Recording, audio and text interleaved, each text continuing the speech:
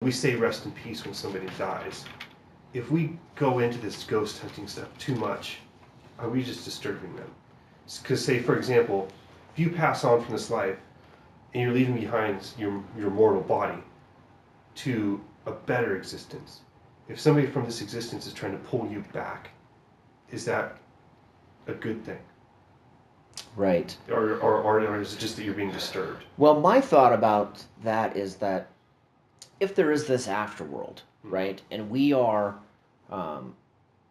do we, for one, if we've got the ability to reach into that other world, in our existence now, is it wrong for us to want to do that, or to even? I mean, if it's possible, are we breaking the rules? I mean, I didn't get the rule book on this, so who does have the rule book? yeah, and so that's the thing. It's like if it's possible, if you can do it, um, then why not? And again, maybe you are knocking on the wrong door. And it could be why not is because that's the answer we've gotten. It's like, why are you disturbing me? Yeah, but that's not always the answer. I mean, there's many stories out there where these spirits are helping the living, right? Yeah. We've heard those stories all the time. I mean, it's commonplace in stories. And did I tell you? I think I told you some about a book I read written by Catholic priests about exorcisms, and how that book got so creepy to me I couldn't finish it. Yeah. And a lot of those people that went down that path started with the Ouija board type stuff. Mm-hmm. Ended up being a subject of an exorcism. Yeah. What do you think about those types of things? Well, I'm going to go to the fact that perhaps some people are conditioned to believe that there are good and evil spirits out there. Mm-hmm. And if they're so conditioned and they start to experience something as unknown as, reaching the other side through a Ouija board, mm-hmm. And they were conditioned to think that it's evil, then I can see why they might go insane to the point where it seems like they need an exorcism. Mm-hmm. Or something along those lines. Well, what about another thought? Say, like, we've talked about, say, aliens, and why don't they interact with us and intervene and, like, help us out? Why is there some kind of rule book out there mm-hmm. preventing that? If there's spirits, say, like, if your relative is dead and you're about to walk up a cliff, why don't they reach out and stop you? Uh-huh. Is there a rule book like that? And say, for example... But that's what I'm talking about. There are stories out there just like that. There are stories like that. But why doesn't it happen all the time?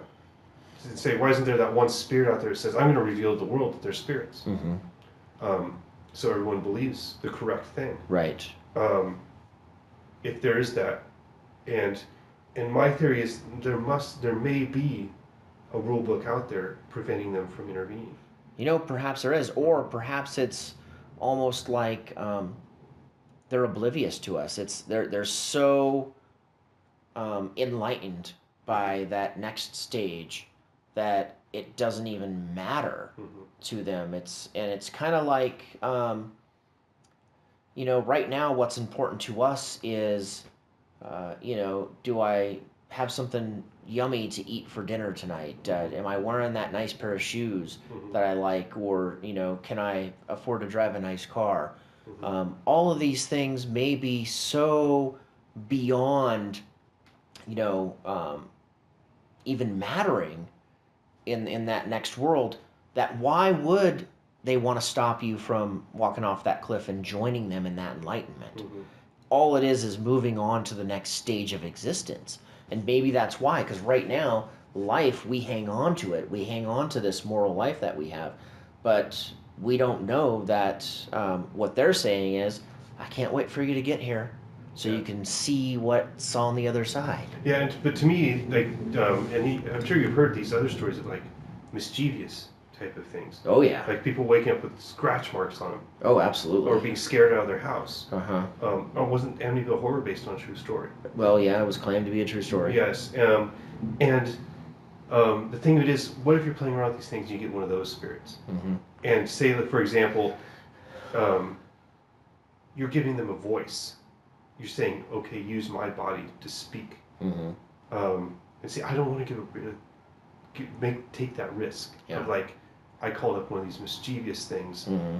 I gave it permission to act, and it's going to use me as its voice. Yeah.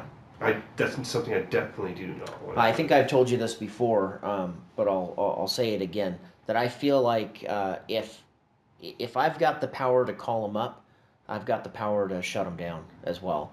Potentially, but there's the whole thing of opening the door. Now they're in. Yeah, I mean, I can see your perspective, but I guess I'm willing to roll those dice. Yeah.